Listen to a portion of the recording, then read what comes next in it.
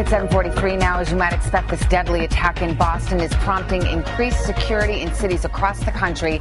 NBC's Tom Costello is on the National Mall in Washington, D.C. this morning with that story. Tom, good morning to you. Hi, Savannah. Good morning. This is Emancipation Day here in Washington. That means a parade down Pennsylvania Avenue. It will go on as planned. In London this weekend, they have a marathon planned. The next weekend, a marathon is planned in Oklahoma City. All of it with the threat of terrorism looming large. In Washington, always viewed as a potential terrorist target, a show of force.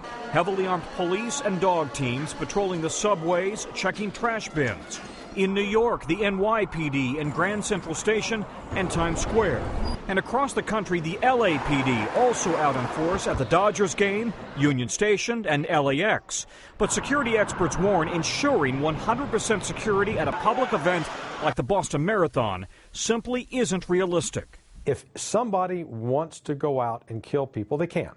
The question remains is, can they cause mass casualties and can they sustain an attack? Oklahoma City, 1995, 168 dead, including 19 children. Timothy McVeigh was convicted and executed for planting the bomb.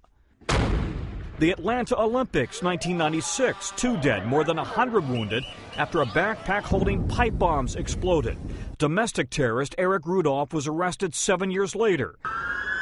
London, 2005, 52 dead, 700 wounded after coordinated suicide attacks on the underground and bus systems.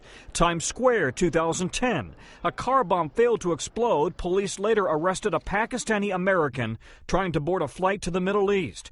Dan Bongino's job when he was at the Secret Service, protect President Obama with 1.8 million people on the Washington Mall gathered for his first inauguration. You can't guarantee anything. All you do in the field of security is reduce the probability of an event like this to hopefully something so minuscule that if something does happen, your response element afterwards is enough to keep the casualties to a minimum. And if this turns out to be either domestic or international terrorism, it will remind people of the difficulty of the task that we have really been working against over the past 10 years.